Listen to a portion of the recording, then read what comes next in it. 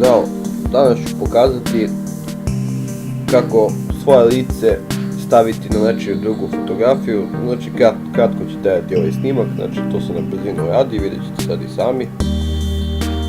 Uzmete sliku i gledajte sad. Znači nađete neku sliku koja je približno ista.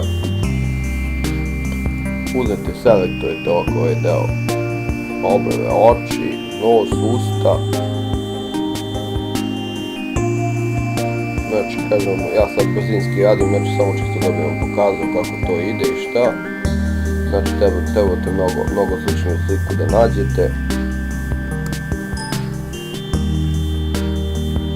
Znači najbitnije je u cijeloj priči da oči, nos i usta se poklapaju, da su na sličnim mestima da bi ovo delovalo kako treba. Sada ćete vidjeti.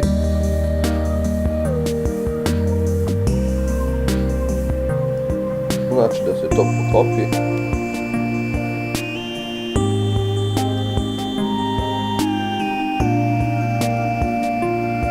To bi, ja mislim, bilo to, sada ćemo vidjeti. Da. Znači, šta radimo sada? Idemo ovako, selektorite ovaj deo ovdje, idete na image,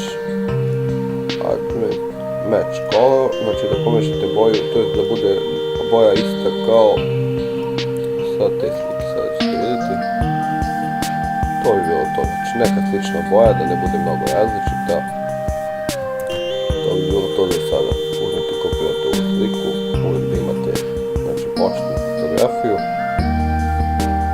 I šta sad idemo?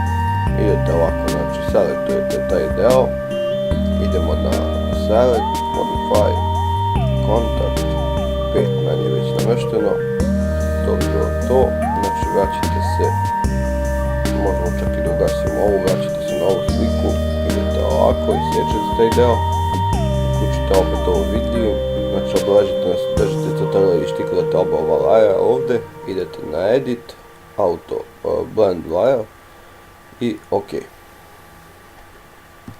CTRL i D, deselect i vidite sad i sami.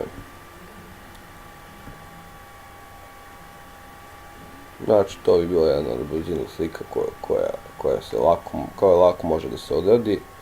Znači tako možete i ostatak, kažem vam opet, mnogo je bitno da nađete slične slike, da budu, kako se zove, kad stavite, znači da se poklapaju oči, nos i usta na istim mestima da su, i to bi bilo to. Znači šta god radite, znači morate da gledate da to bude, znači kao što sam rekao, novi layer uvijek da se otvaraju i to je bilo to. Hvala, ćao.